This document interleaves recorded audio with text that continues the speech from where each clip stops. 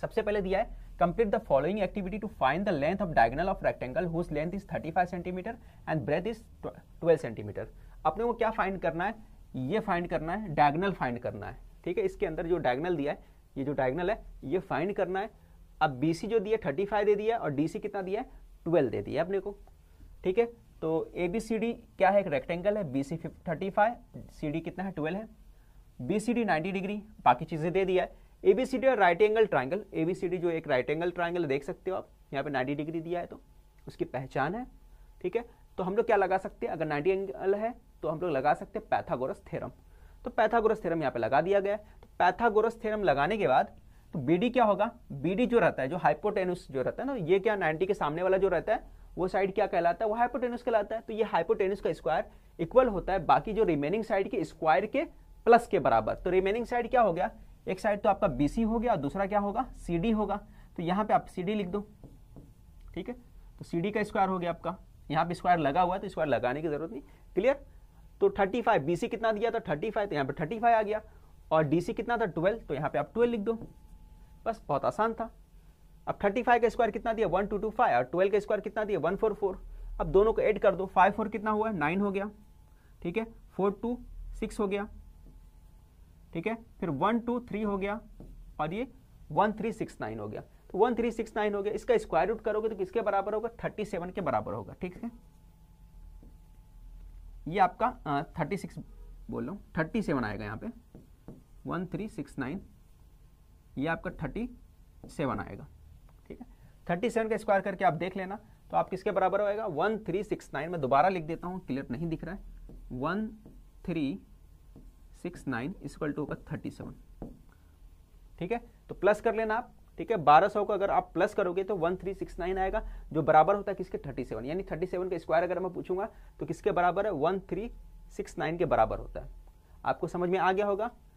ठीक है, आगे बढ़ते हैं हम लोग अगले क्वेश्चन की तरफ। अगला क्वेश्चन जो आपका दिया हुआ है ये वाला, in the figure PQR and PSR are inscribed in the same arc, है ना, एक ही आर्क के ऊपर इंस्क्राइब्ड है। देखो ये आर्क है, दिख रहा है आपको, इसी आर्क के ऊपर इंस्क्राइब्ड क्या है, ये वाला एंगल और ये वाला एंगल, दोनों एंगल आपको नजर आ रहा है, समझ में आ गया होगा। ये वाला एंगल और ये एंगल, इसका नाम क्या है PQR और ये वाला एंगल का नाम है PSR। नाम चेंज कर देता हूं अलग अलग, ये हो गया आपका, इससे बना है, और दूसरा जो आपका ये इधर है। ठीक है, अब आपको क्लियर दिख रहा होगा। अब PQR और PSR क्या है, कॉन्ग्रुएंट है, ये अपने को प्रूफ करना है। PQR कॉन्ग्रुएंट है PSR के, ये प्रूफ करना अपने को, ये बात आपको समझना है। तो सबसे पहले PQR किसका होगा, हाफ होगा आर्क PXR का। आर्क PX, यहां पे देखो PX दिया है, PXR का PQR क्या होगा, हाफ होगा। ठीक है, तो यहां पे लिखोगे by inscribed angle theorem. Inscribed angle theorem से क्या हो जाएगा, ये इसका हाफ हो जाएगा। इंस्क्राइब्ड एंगल थ्योरम क्या होता है कि आर्क जो बनाता है ना, जो आर्क बनेगा तो आर्क का जो एंगल बनता है, जो सर्कमफ्रेंस पे, सेम सर्कमफ्रेंस पे जो एंगल बनता है इस आर्क की मदद से, उसका क्या होता है, हाफ होता है। यानी इस तरह से बोलोगे कि ये जो है ना, ये जो तुम्हारा हो गया आर्क हो गया, ये तुम्हारा आर्क हो गया। अब इस आर्क है ना, इस आर्क के हेल्प से ये जो एंगल यहां पे बनेगा तो ये क्या होगा, इसका हाफ होगा, इसका हाफ होगा। अगर ये 80 है तो ये कितना होगा 40 होगा। तो इसको क्या बोलते हैं, इंस्क्राइब्ड एंगल थ्योरम बोलते हैं। ठीक है, समझ में आ गया आप सभी को। तो इसको क्या बोलते हैं, हाफ बोलते हैं। तो हम लोग बोलेंगे ये PXR जो है, इसका नाम जो है, जो भी नाम है, तो इसका क्या होगा, हाफ होगा। कौन सा एंगल होगा, PQR, इसका हाफ होगा। ठीक है, नीचे वाला भी PQR किसका हाफ है, PQR हाफ है इसका आर्क का, तो इसी आर्क का हाफ ये क्या होगा, PSR भी होगा, क्योंकि ये भी किससे बन रहा है, सेम आर्क से बन रहा है। तो एंगल क्या आएगा यहाँ पे PSR। ठीक है, तो PSR हो गया, है ना। अब ये दोनों इक्वल है, सेम नाम आया है। अगर लेफ्ट साइड दोनों इक्वल है तो राइट साइड भी दोनों क्या होगा, इक्वल होगा। इसका मतलब यहाँ PSR है तो यहाँ पे क्या आएगा, यहाँ आएगा PQR। और जैसा नीचे के दिया हुआ भी है, ठीक है, यहाँ पे दिया है PQR PSR, सेम लिखना था। और यहाँ क्या लिखना है, सेम ऊपर वाला जो ऊपर दिया है सेम टू सेम यहाँ पे नीचे भी आप लिख देना है। क्लियर, समझ में आ गया। स्क्रीनशॉट ले लो, अगले क्वेश्चन की तरफ बढ़ते हैं हम लोग।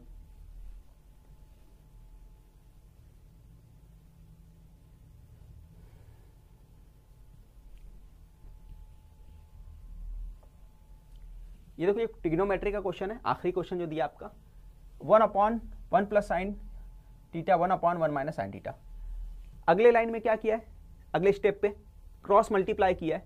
जब क्रॉस मल्टीप्लाई करोगे तो ये ऊपर जाएगा, तो देखो ये 1 आ गया, तो यहाँ क्या आएगा, साइन थीटा आएगा। ठीक है, अब यहाँ का मल्टीप्लाई उस तरफ करेगा, क्रॉस मल्टीप्लाई ऊपर जाएगा, क्रॉस में जाएगा यानी कि ऊपर जाएगा, तो यहाँ पे 1 प्लस साइन थीटा, तो यहाँ भी 1 प्लस साइन थीटा आ गया। और फिर नीचे का दोनों है, डिनोमिनेटर में जो पार्ट है दोनों आपस में क्या होगा, मल्टीप्लाई होगा, तो मल्टीप्लाई कर दिया। फिर उसके बाद क्या होगा, देखो अब ये प्लस में था, है ना, +1 है, यहाँ पे दिया साइन थीटा, माइनस में था, ये प्लस में था, तो माइनस प्लस क्या हो गया, कैंसिल हो गया, तो ऊपर क्या बचेगा, 1 और 1 कितना बच गया, 2 बच गया। देखो नीचे दिया भी है, 2 ऊपर लिख सकते हो, है ना, अलग से लाने की जरूरत नहीं थी। यहाँ पे देख के अगले स्टेप से आप पहले स्टेप का फायदा उठा सकते थे। यहाँ पे 2 था, तो इसका मतलब यहाँ पे 2 होगा। अब देखो यहाँ पे क्या आएगा, 1 माइनस साइन स्क्वायर थीटा, तो 1 माइनस साइन स्क्वायर थीटा किसके बराबर होता है, कॉस स्क्वायर थीटा के बराबर होता है।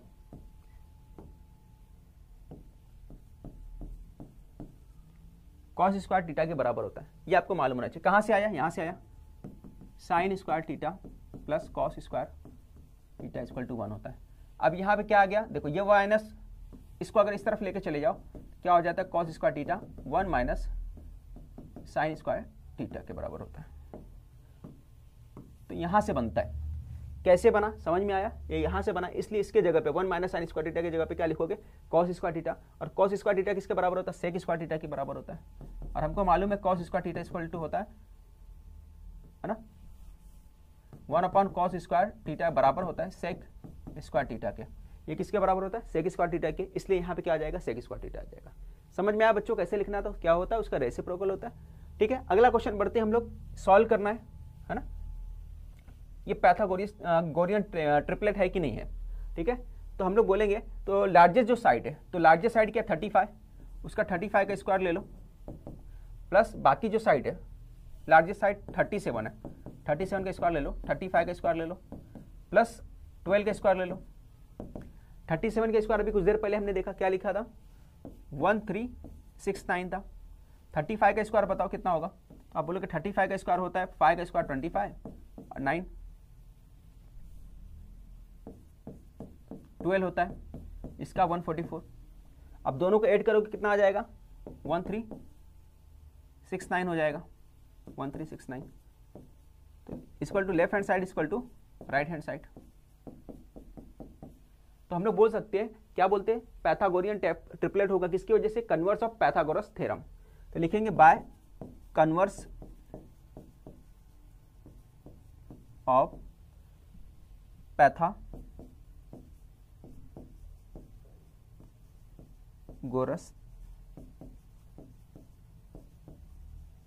कन्वर्स ऑफ पैथागोरस थ्योरम की वजह से क्या हो जाएगा, ये क्या होगा, पैथागोरियन ट्रिपलेट हो जाएगा। तो लिखोगे therefore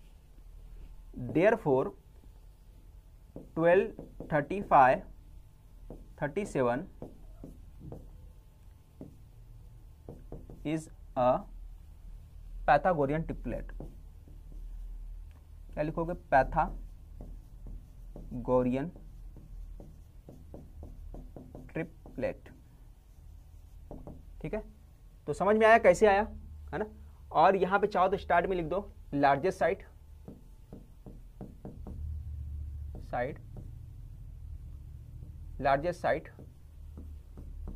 square equal to sum of square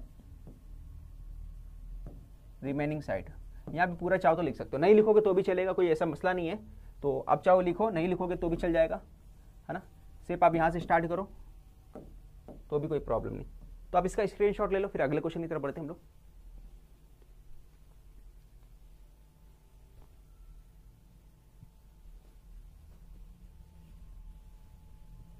क्या सवाल दिया है यहाँ पे, draw circle of radius 3.4 centimetre.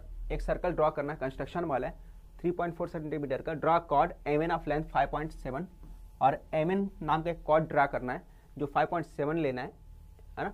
फिर उसके बाद बोला construct tangent M and N to the circle, और उसके बाद क्या बोला है, एक टेंजेंट बनाना है एम और एन उसके ऊपर बनाना है। क्लियर, बहुत आसान है। तो सबसे पहले एक सर्कल ड्रॉ करना है 3.4 का, वो ड्रॉ कर लो आप। तो मैं एक सर्कल ड्रॉ करता हूँ इस तरह से 3.4 का, ठीक है। इसका रेडियस क्या है 3.4 है, तो 3.4 हम लोग रेडियस यहाँ से ले लेता हूँ मैं, यहाँ पे सेंटर लेता हूँ और 3.4 ले लेता हूँ। इतना क्लियर हो गया आपका, ये तो बन गया। आप बोला एक कॉर्ड लेने का है, 1 मिनट,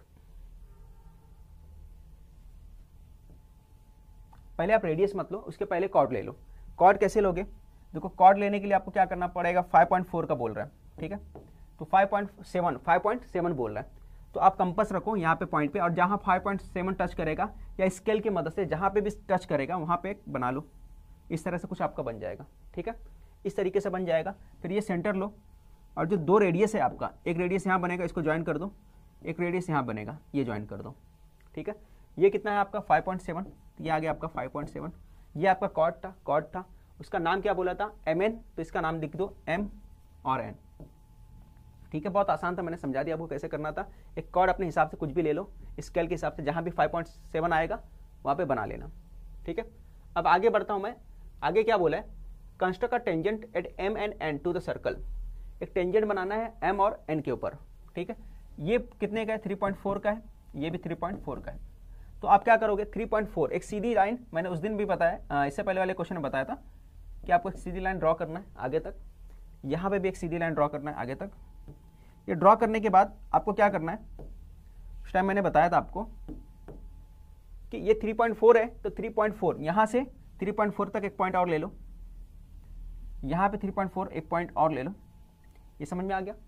अब यहाँ पर क्या करोगे आप, मोर देन हाफ लेकर एक कट ऊपर करो, एक कट नीचे करो, ठीक है, इस तरह से कट करोगे मोर देन हाफ लेकर, तो ये जो तुम्हारा यहाँ पे ऊपर कट होगा और यहाँ पे इस तरह से इसका कट होगा, ठीक है।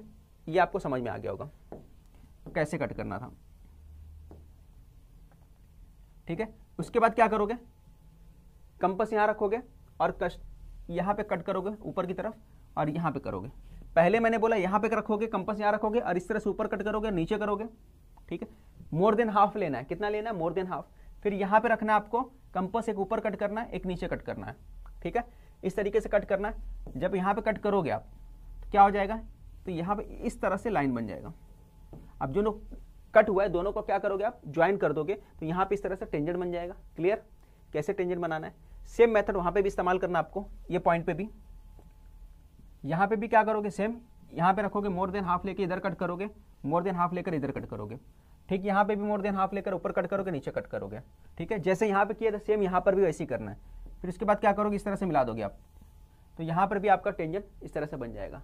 समझ में आया, दोनों टेंजेंट बन गया। नाम यहाँ पे दिए थे, यहाँ पे भी चाहे तो नाम दे सकते हो आप, जो भी नाम देना है। सेंटर मैंने ओ दे दिया, ठीक है। तो इस तरीके से आसानी से आपको सॉल्व करना था। यहाँ पे एरो हेड दे दो, एक एरो हेड इधर दे दो, इस तरीके से, ठीक है। तो आसानी से समझ में आ गया होगा। अगला क्वेश्चन देखते हैं। वीडियो को थोड़ा सा रिवाइंड करके भी देख लेना एक बार, काफी अच्छा क्वेश्चन था, आसानी से मार्क्स मिलेगा, ठीक है। अगले क्वेश्चन की तरफ हमको बढ़ना है। इसके बाद स्क्रीनशॉट ले लो आप।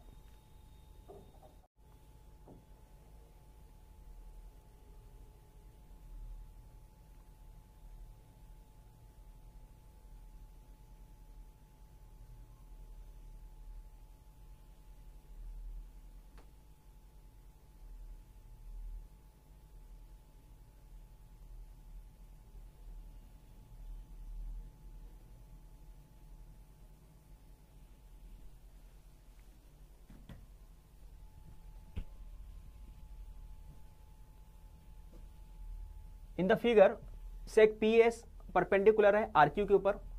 सेक जो पी एस है परपेंडिकुलर है आर क्यू के ऊपर, ये दिया है। और क्या दिया है, क्यू टी जो परपेंडिकुलर है पी आर के ऊपर, ठीक है।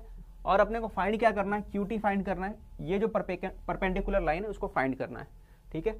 तो कैसे फाइंड करोगे, देखो ये ट्राइंगल जो दिया है ऊपर वाला, वो ट्राइंगल ले लो। तो ऊपर वाला ट्राइंगल ले लूंगा तो लिखूंगा मैं इन ट्राइंगल का नाम क्या है, पी आर क्यू, ठीक है। अब इसके अंदर कौन सा इस्तेमाल करोगे फार्मूला, है ना, एरिया मालूम करने वाला फार्मूला इस्तेमाल कर दो। तो एरिया मालूम करने वाला फार्मूला क्या है, area of triangle A B, area of triangle क्या नाम है, पी क्यू आर लिया हमने, या पी आर क्यू लिया, पी आर क्यू। देखो अगर मैं ऊपर की तरफ से आऊं, जब इस तरह से आऊंगा, है ना, इसको मैं बेस ले रहा हूं, क्या ले रहा हूं, बेस। जब मैं ऊपर वाले को बेस ले रहा हूं, पी आर को, पी आर को बेस ले रहा हूं तो मेरा हाइट क्या होगा, ये वाला पार्ट मेरा हाइट होगा, बात समझना, ये वाला पार्ट मेरा हाइट होगा, मैं ऊपर से बेस ले रहा हूं, बेस जब मैं ये ले रहा हूं, ठीक है, तो मैं लिखूंगा फॉर्मूला क्या है, बेस क्या हो जाएगा हमारा, बेस इंटू हाइट होता है ना, तो बेस हमारा पी आर है, ठीक है, 1/2 P R multiply by height क्या है क्यू टी, तो यहां लिख दोगे क्यू टी। अब वैल्यू पुट कर दो, तो वैल्यू पुट करोगे तो कितना आ जाएगा, area of triangle P R Q, P R कितना हमारे पास, तो पी आर हमारे पास 12 है और क्यू टी हमारे को फाइंड करना था। अब इसी तरह दूसरा वाला ट्राइंगल है ना, सिमिलरली अब इस बार क्या है, बेस क्या लो, नीचे वाला आर क्यू को बेस ले लिया मैंने, जब आर क्यू बेस होगा तो हाइट क्या होगा हमारा, पी एस हाइट होगा हमारा, ठीक है, पी एस क्या होगा, हाइट होगा। तो फिर से ट्राइंगल सेम वही था, पी आर, ट्राइंगल सेम वही है, मगर इस बार बेस क्या है, नीचे वाला ले रहे हो, आर क्यू को ले रहे हो, तो यहां पे लिखोगे 1/2 आर क्यू, और हाइट क्या ले रहे हो, पी एस, तो यहां लिखोगे पी एस, तो 1/2 हो गया। आर क्यू कितना हमारे पास, तो आप देखोगे आर क्यू जो है 6 है और पी एस कितना दिया है, वो भी 6 है, 6 ले ली, तो area of triangle P R Q. अब दोनों किसी का एरिया है, सेम ट्राइंगल का एरिया है, देखो यही ट्राइंगल यहां पर भी, यही ट्राइंगल यहां पर भी है, यानी लेफ्ट साइड दोनों का इक्वल है, तो इसका मतलब राइट साइड भी इक्वल होगा, इसको नंबर 1 दे दो, इसको नंबर 2 दे दो, तो यहां लिखोगे from first and second, from first and second, first और सेकेंड से क्या आ जाएगा, 1/2 12 मल्टीप्लाई बाय क्यू टी, दूसरा वाला 1/2 6 मल्टीप्लाई 6, ठीक है, 6 मल्टीप्लाई 6 आ जाएगा। देखो ये दोनों तरफ 1/2 है, आपको दोनों तरफ 1/2 दिख रहा है, 1/2 कैंसिल हो गया, ठीक है, अब 12 उधर चले जाएगा, क्यू टी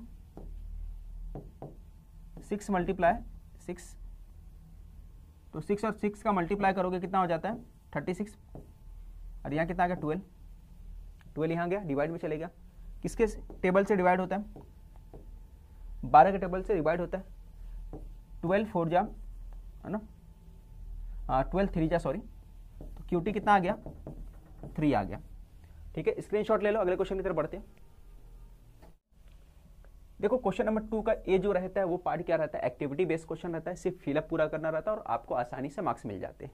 टोटल क्वेश्चन की बात करूं तो टोटल 3 क्वेश्चन दिए रहते हैं, जिसमें से सिर्फ आपको 2 क्वेश्चन करने रहते हैं, ठीक है, तो ये पहला क्वेश्चन है, ठीक है, आपको करना है 4 मार्क्स के लिए, है ना, 2-2 मार्क्स मिलता है हर क्वेश्चन के ऊपर आपको। तो पहला क्वेश्चन दिया है, इस तरह से फिगर दे दिया, आपको दिख रहा है। अब इसमें बोला है कि एबीसी डीसीबी क्या है 90 डिग्री, देखो यहाँ पे बी और सी दोनों क्या है 90 डिग्री, जैसे कि यहाँ पे दिया है ना, आपको नजर आ गया। ए बी कितना है 6 दिया है, देखो ये ए बी है, ये कितना है 6 दिया है, यहाँ पे दिख गया आपको। दूसरा जो है डी सी, ये कितना है 8 है, तो ये भी 8 दिख गया, डी सी 8 दिया गया है, ठीक है, दोनों परपेंडिकुलर लाइन दिख रहा है आपको, ठीक है, समझ में आ गया। और आपको फाइंड क्या करना है, हमें फाइंड ये करना है कि एरिया ऑफ ट्राइंगल जो है A B C upon area of triangle D C B, ये फाइंड करना है, ठीक है। तो अब देखो इसके अंदर अगर मैं बात करूं, 2 ट्राइंगल है हमारे पास, एक ट्राइंगल जो दिख रहा है एबीसी, ये देखो ये ट्राइंगल जो दिख रहा है, ये नाम है इसका एबीसी ट्राइंगल। दूसरा ट्राइंगल जो है डीसीबी, ये जो ट्राइंगल आपका डीसीबी, और दोनों ही ट्राइंगल का जो बेस देखो कॉमन दिख रहा है, बेस क्या है सेम है, तो बोलेंगे ABC and DCB have same base, तो दोनों ट्राइंगल का बेस क्या है, सी जो है सेम है, कॉमन है। Therefore their areas are proportional to their corresponding heights. जब बेस सेम होता है तो जो उसका एरिया होता है ना, एरिया क्या होता है, किसके प्रोपोर्शन में होता है, उसके हाइट्स के। समझ में आया आपको? अगर बेस क्या रहेगा, सेम रहेगा, कॉमन रहेगा, तो एरिया जो किसके प्रोपोर्शनल होता है, उसके हाइट्स के। और अगर हाइट्स इक्वल है, सेम है, तो इस वक्त क्या होता है, तब उसका एरिया किसके प्रोपोर्शनल होता है, बेसिस के। क्लियर, समझ में आ गया? आगे बढ़ते हैं। Area of triangle ABC is equal to A B upon क्या आएगा बोलो, A B C upon D C B है ना, दोनों का रेशियो दे दिया A B C upon D C B. तो हाइट देखो, हाइट की बात है, पहले वाले का हाइट दे दिया ए बी, यहाँ पे ए बी है तो यहाँ पे दूसरे वाले का हाइट देगा, क्या आएगा यहाँ पे डी सी आएगा। पहले वाले का हाइट दिया है, एबीसी ट्राइंगल का हाइट क्या है ए बी दिए, देखो एबीसी ट्राइंगल है, इसका हाइट क्या ए बी, तो ए बी लिख दिया, तो डीसीबी का हाइट क्या होगा, आप बोलोगे डीसी, तो यहाँ पे क्या लिख दिया हमने डीसी लिख दिया। क्लियर, समझ में आ गया। आगे बात करते हैं, देखो एबीसी का कितना 6 है, 6 दिया है, वैल्यू लिख दिया है, तो डीसी का वैल्यू कितना होगा 8 होगा, तो यहाँ पे 8 लिख दो। आप 6 और 8 को डिवाइड कर दो, किससे डिवाइड करोगे 2 से डिवाइड होता है, 2 3 जा और 2 4 जा, तो कितना आ गया आंसर आपका 3/4। तो फाइनली आपका आंसर आएगा 3/4। समझ में आ गया होगा आपको। अगले क्वेश्चन की तरफ बढ़ते हैं। दूसरा जो क्वेश्चन है, सेकंड क्वेश्चन, ये ट्रिग्नोमेट्री का क्वेश्चन है। Sine square plus cos square theta equal to किसके बराबर होता है 1 के बराबर होता है, तो यहाँ लिख दो 1। ठीक है, डिवाइडिंग इस term by cos square theta, सभी टर्म को कॉस स्क्वायर थीटा से डिवाइड कर दिया गया। जब कॉस से डिवाइड करोगे देखो ये वाला और ये वाला कट जाएगा। ठीक है, और यहाँ क्या था, ऊपर कुछ नहीं था मतलब 1 था, तो यहाँ पे 1 लिखो, तो क्या हो जाएगा देखो। अब साइन स्क्वायर थीटा अपन कॉस स्क्वायर थीटा किसके बराबर होता है, तो आप बोलोगे साइन स्क्वायर थीटा और कॉस स्क्वायर थीटा किसके बराबर होगा टेन स्क्वायर थीटा के, क्योंकि हमको मालूम है कि sine theta upon cos theta किसके बराबर होता है टेन थीटा के, इसलिए यहाँ पे क्या आएगा आपका टेन स्क्वायर थीटा। ये क्लियर हो गया। अब इसी तरह यहाँ पे 1 अपॉन कॉस है, तो 1 अपॉन कॉस किसके बराबर होता है बताओ आप मुझे, तो 1 अपॉन कॉस जो होता है वो बराबर किसके होता है सेक स्क्वायर थीटा के बराबर होता है, तो यहाँ पे आएगा आपका सेक स्क्वायर थीटा का। क्या बोला मैंने, 1 अपॉन कॉस स्क्वायर थीटा किसके बराबर होता है सेक स्क्वायर थीटा के। ठीक है, तो इसका रेसिप्रोकल होता है। ठीक है, सेक स्क्वायर थीटा का 1 अपॉन कॉस रेसिप्रोकल होता है, ये मालूम अपने को, तो ये आप स्क्रीनशॉट ले लो। अगले क्वेश्चन की तरफ बढ़ते हैं।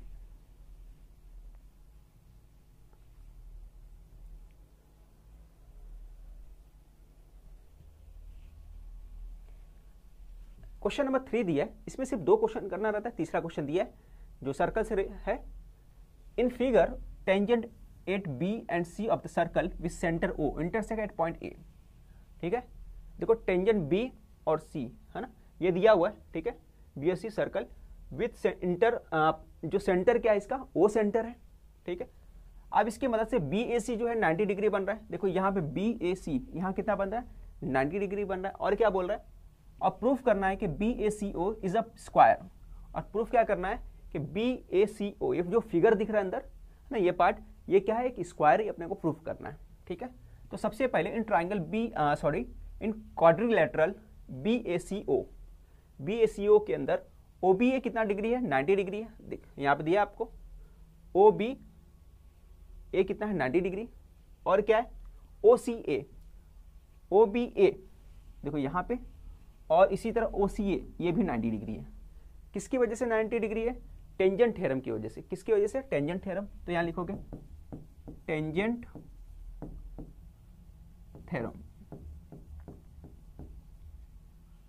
टेंजेंट थ्योरम में क्या होता है कि रेडियस है ना, जो टेंजेंट होता है, जो टेंजेंट क्या होता है रेडियस के ऊपर क्या होता है परपेंडिकुलर होता है। ठीक है, यानी ये जो रेडियस बना है इससे टेंजेंट जो बनेगा वो क्या होगा परपेंडिकुलर होगा, वो 90 डिग्री बनाएगा। ये बात आपको समझ में आया, ये याद रखना। ठीक है, तो एक्सटर्नल पॉइंट से जो टेंजेंट बनता है सर्कल के ऊपर वो रेडियस पे क्या होता है 90 डिग्री बनाता है, परपेंडिकुलर होता है। तो टेंजेंट थ्योरम के बेस पे ये क्या हो गया 90 डिग्री। फिर बी ए सी जो है 90 डिग्री, बी ए सी ये 90 डिग्री दिया हुआ, ये भी 90, ये भी 90, ये भी 90 हो गया।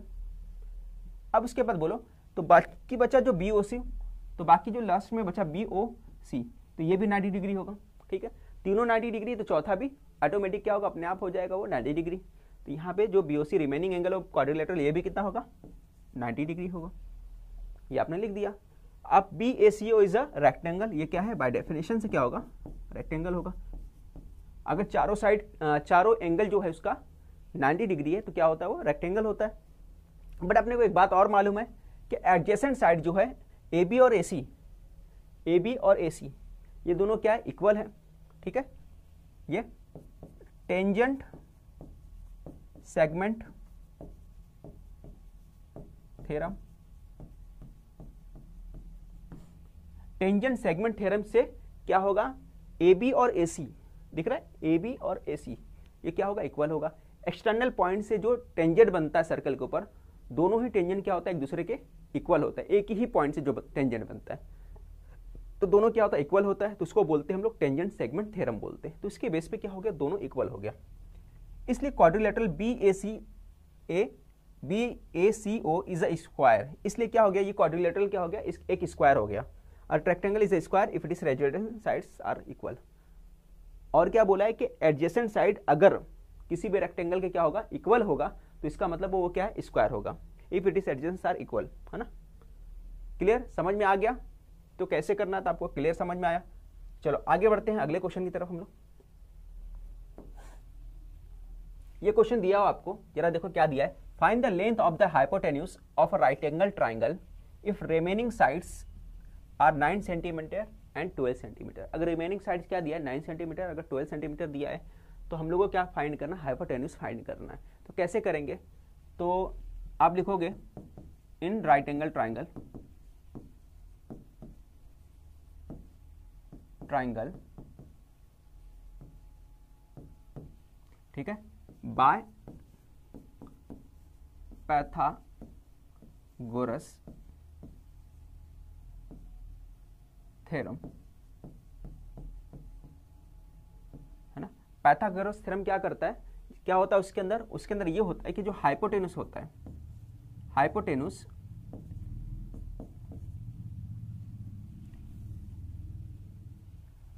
क्या होता है, स्क्वायर होता है। हाइपोटेन्यूस का स्क्वायर क्या होता है, तो हम लोग बोलेंगे हाइपोटेन्यूस का जो स्क्वायर होता है, सॉरी,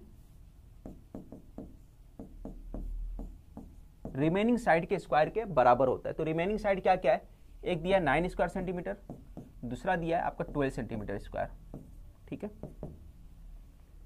तो यहाँ पे 9 स्क्वायर कितना होता है, 9 का स्क्वायर आप बताओ 81 और 12 के स्क्वायर 144, दोनों का प्लस कर दो तो कितना हो जाएगा, देखो 415 हो गया, और ये कितना हो गया, 4 और 8 कितना हो गया, 12 हो गया, 12 का 2 लिख दो, कैरियर 225 हो गया।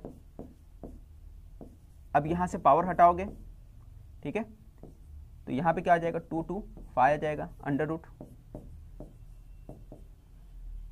तो आपका क्या आएगा, हाइपोटेन्यूस क्या आ जाएगा, तो हाइपोटेन्यूस जो आएगा आपका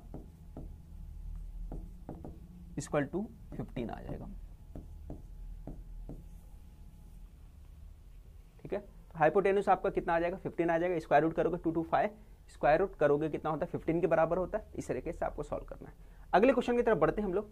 ये बात आपको याद रखना है, हाइपोटेन्यूस क्या होता है, बाकी जो रिमेनिंग 2 साइड होते हैं इसके स्क्वायर के बराबर होता है, ठीक है।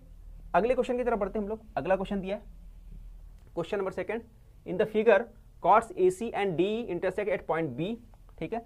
कॉर्ड AC और DE, कॉर्ड जो है ये देखो, ये कॉर्ड है, AC हो गया और ये DE हो गया, दिख रहा है आपको, समझ में आया। अब इंटरसेक्ट कहां कर रहा है, B के ऊपर कर रहा है, और एंगल ABE 108 का है। एंगल ABE कहां है, ABE, ये देखो ABE, ये 100 है ना, 108 है, ठीक है, यहाँ पे दिया 108। आर्क AE 95 डिग्री है। आर्क AE कहाँ है अपने पास, तो आपको दिख रहा है आर्क AE, ये है आर्क AE, ये कितने का है, 95 का है, ठीक है। और आर्क DC फाइंड करना है, तो आर्क DC कितना है, यहाँ पे देखो आर्क DC है, आर्क DC अपने को फाइंड करना है। तो एक फॉर्मूला आपको याद होना चाहिए इसको सॉल्व करने के लिए। क्या फॉर्मूला है,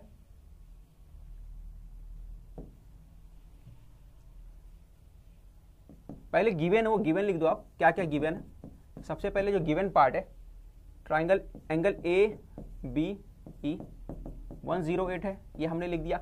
दूसरा क्या दिया, आर्क दिया है, वो लिख दो, आर्क AE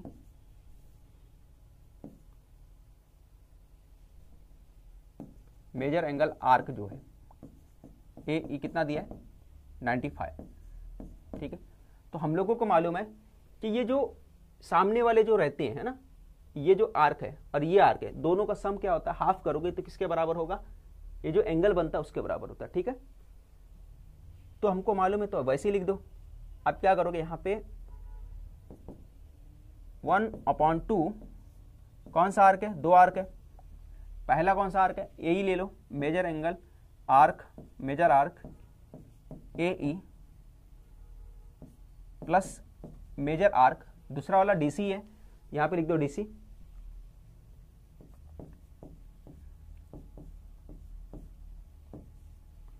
इसका हाफ करोगे तो किसका एंगल आएगा, वो angle measure angle A B E के बराबर आएगा। ठीक है, देखो ये एंगल ई यहां पे आएगा।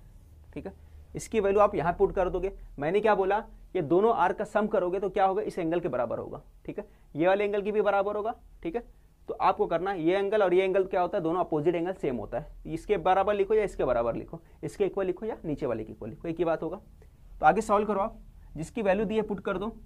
तो ए बी की वैल्यू कितनी थी 108, तो हमने यहाँ पे लिख दिया 108। और आर्क ए फाइंड करना है, नहीं सॉरी, आर्क ए दिया हुआ है 95 और डीसी फाइंड करना है 12। और यहाँ पे कितना आएगा, यहाँ पे 95 दिया है, 95 लिख दो। फिर उसके बाद मेजर आर्क जो है आपका सेकंड वाला जो दिया है डीसी लिख दो। अब 2 इधर शिफ्ट होगा तो क्या हो जाएगा, इसका डबल हो जाएगा, इसका डबल कर लो, कितना आ जाएगा 216 आ जाएगा, है ना। और 95 इधर आएगा तो क्या आ जाएगा, माइनस हो जाएगा, बट पहले यहाँ पे लिख दो 95 प्लस मेजर आर्क डीसी। तो मेजर आर्क डीसी लिख दिया। अब 95 इधर आया तो 216 माइनस 95 कर दो, तो मेजर आर्क डीसी आ गया। अब 95 है ना, माइनस करो, किस में से करना है, 216 में से माइनस करोगे तो कितना आएगा आपका, चलो माइनस करके देखते हैं। 100 माइनस करोगे कितना आ जाएगा, 21 ना। लो यहाँ पे मैं माइनस कर देता हूँ, तो क्या आएगा, 6 में से 5 गया 1 और 11 में से 9 गया तो कितना आ गया। ठीक है, 6 में से 5 गया 1, 11 में से गया तो आ गया 2, तो 121 आ गया आपका, कितना आ गया 121। ठीक है, तो मेजर आर्क जो है आपका डीसी जो है वो आ गया आपका 121। ये आपका फाइनल आंसर है। कैसे आया आपको समझ में आ गया होगा, इसको स्क्रीनशॉट लेना है, स्क्रीनशॉट ले लो। फिर अगले क्वेश्चन की तरफ बढ़ते हैं हम लोग।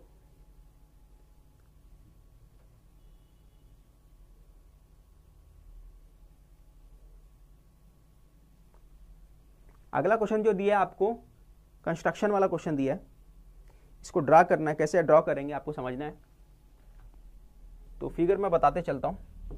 सबसे पहले draw circle with centre P, एक ऐसा सर्कल ड्रॉ करना है जिसका सेंटर क्या होगा, पी होगा। तो मैं एक सर्कल ड्रॉ कर देता हूं,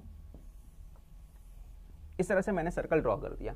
अब इसका सेंटर क्या बोला है, पी बोला है, तो मैंने इसका सेंटर नाम दे दिया पी।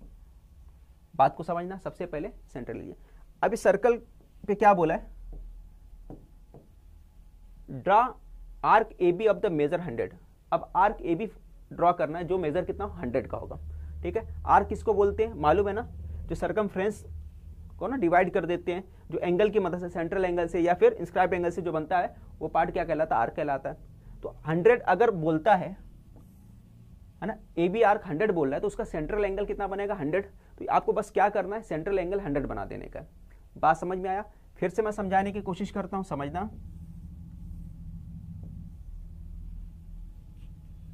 आपका आर्क कितना दिया है, 100 दिया है, तो उसका सेंट्रल एंगल कितना होगा, 100 होगा। जितना आर्क होता है उतना ही उसका एंगल भी होता है। कौन सा एंगल, सेंट्रल एंगल। किसकी बात हो रही, सेंट्रल एंगल। यानी कि यहाँ पे अगर आर्क 100 है, उसका लेंथ 100 है, तो सेंट्रल एंगल भी कितना होगा 100। तो यहाँ पे एक एंगल 100 का बना दो। देखो यहाँ पे सीधा बनेगा तो 90, तो 90 से थोड़ा सा ज़्यादा मैं ले लेता हूँ। ठीक है, बाकी आप कंपास का इस्तेमाल करते हुए, है ना, प्रोट्रैक्टर का इस्तेमाल करते हुए आप कर लेना, है ना, ये बात आपको समझना है। अच्छा, ये मान के चलो मैंने 3 ले लिया। अब रेडियस कितना के लिए, 3 का रेडियस लेकर आपने सर्कल बना लिया, है ना। मान के चलो कि मैंने 3 सेंटीमीटर का रेडियस लेकर एक सर्कल बनाया है। ये भी 3 होगा, ये भी 3 होगा। अब क्या बोल रहा है, आर का नाम दे दो। तो मैंने आर का नाम दे दिया, ए भी दे दिया, मान के चलो।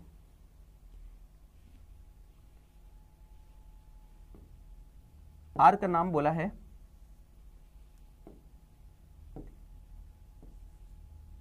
ए बी, है ना, ए बी नाम दे दिया ना। ये आर्क है ना आपका, ये देखो आर्क, ये कितने का आपका 100 है, इसी की बात कर रहा था ये। तो ये कितना हो गया, 100 का हो गया।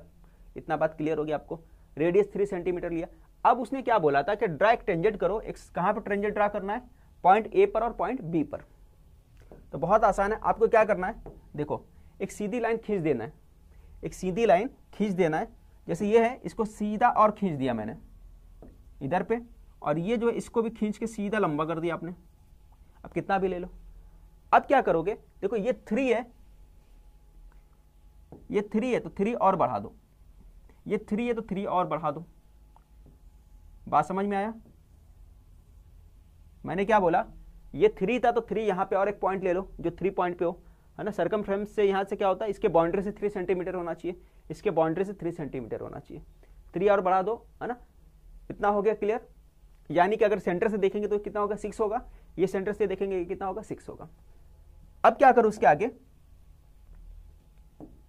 आपको क्या करना है, यहां पे अपना कंपास रखना है और मोर देन हाफ लेना है, ऊपर कट करना है और नीचे कट करना है, ठीक है। मैंने क्या बोला, अपना कंपास लेना है, मोर देन हाफ लेके एक नीचे की तरफ कट करना है, एक ऊपर की तरफ कट करना है। कंपास कहां लेने का, यहां पे सेंटर पे रखते हुए इस तरह से कट करना है, हो गया।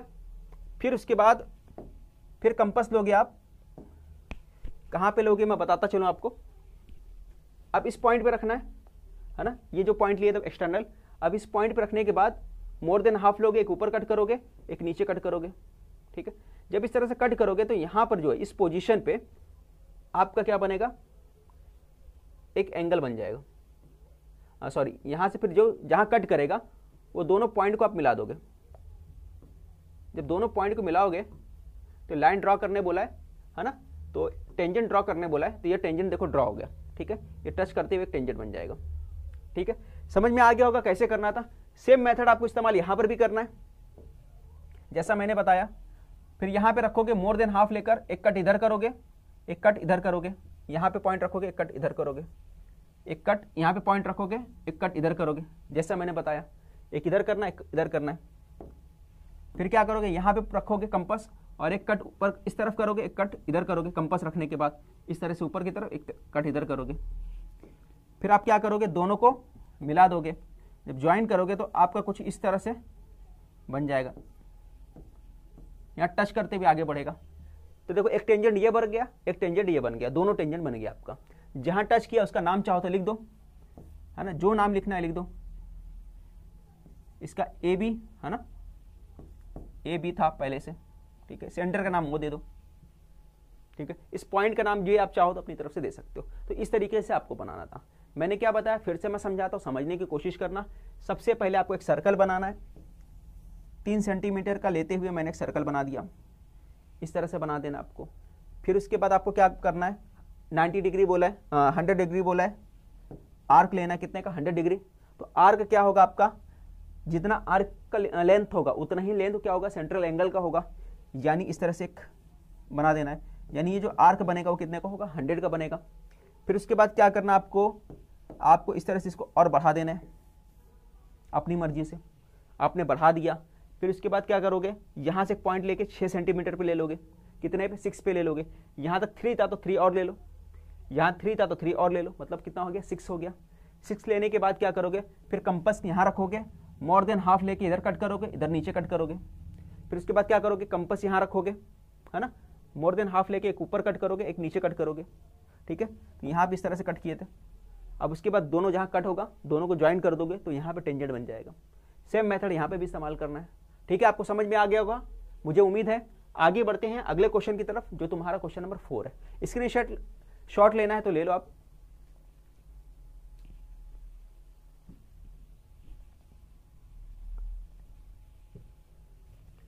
क्वेश्चन नंबर 3 की तरफ आ जाते, क्या दिया हुआ है, measure of same angles are given in the figure. देखो यहाँ पे 60 दिया है, यहाँ पे 60 दिया है, और अपने को प्रूफ करना है AP upon PB, AP upon PB और AQ अपॉन QC, ये प्रूफ करना है।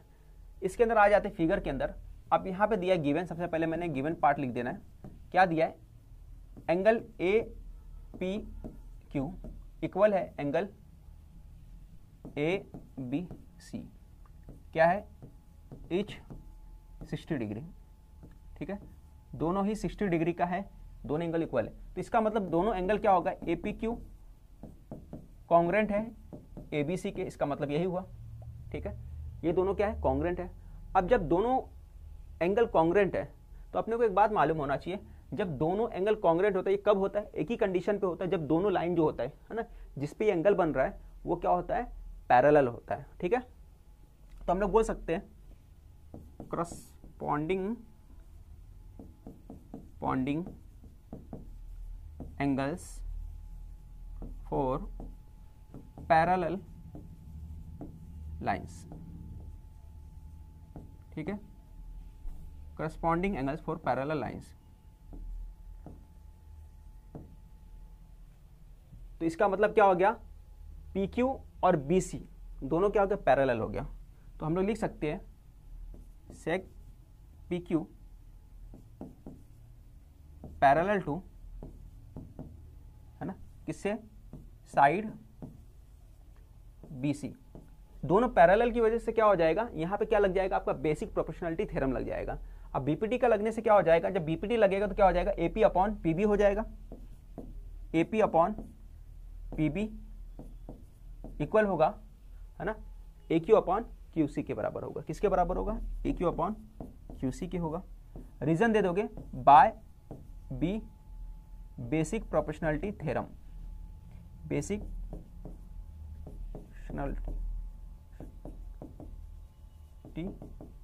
थ्योरम,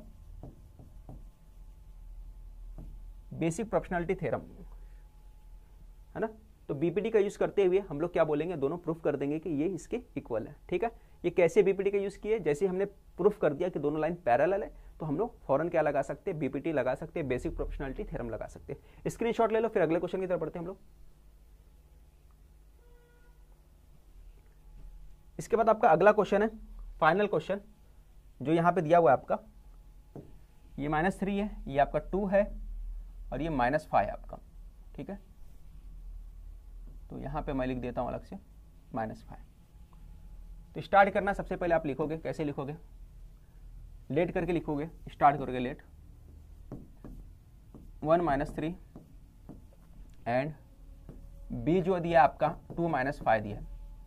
तो आप इसको क्या लोगे, इसको ले लो आप x1, इसको ले लो आप y1, इसको ले लो आप x2, इसको ले लो आप y2। ठीक है, आप क्या लिखोगे यहाँ पे, इसके बाद देखो डिस्टेंस मालूम करने बोला है, क्या बोला आपको, डिस्टेंस मालूम करना है, तो डिस्टेंस का फॉर्मूला लगाओ, बाय डिस्टेंस फॉर्मूला,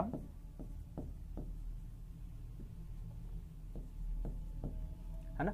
तो डिस्टेंस फार्मूला का इस्तेमाल करोगे तो क्या हो जाएगा, AB जो होगा हमारा, AB किसके इक्वल होगा, √ x2 - x1 whole square plus y2 - y1 whole square के बराबर होगा। ठीक है, समझ में आ गया। अब मुझे बताओ x2 कितना हमारे पास, तो आप बोलोगे x2 जो है हमारे पास 2 दिया है, यहाँ लिख दो 2, फिर x1 कितना है 1, तो यहाँ लिख दो 1 होल स्क्वायर, फिर उसके बाद y2 कितना दिया, तो -5, तो आप -5 ले लो, तो यहाँ पे -5 ले लिया हमने, फिर y1 कितना दिया -3, तो यहाँ लिख दिया आपने -3। ठीक है, इसका कर लिया आपने होल स्क्वायर। ठीक है, अब इसके बाद क्या करोगे, आप देख सकते हो 2 में से 1 गया तो आपका क्या आ जाएगा, 1 स्क्वायर हो जाएगा, ये -5 है, ब्रैकेट ओपन होगा तो माइनस माइनस क्या हो जाएगा, प्लस हो जाएगा। ठीक है, अब 3 में से 5 गया तो कितना आ गया, -2, तो अब 1 का स्क्वायर 1 होता है, ये -2 का स्क्वायर, तो कितना आ जाएगा, -2 का स्क्वायर कितना होता है, 4 होता है, तो वहां लिख दो 4, और 4 + 1 कितना होता है, 5। तो आपका फाइनल आंसर कितना आ गया, 5। ठीक है, स्क्रीनशॉट ले लो आप।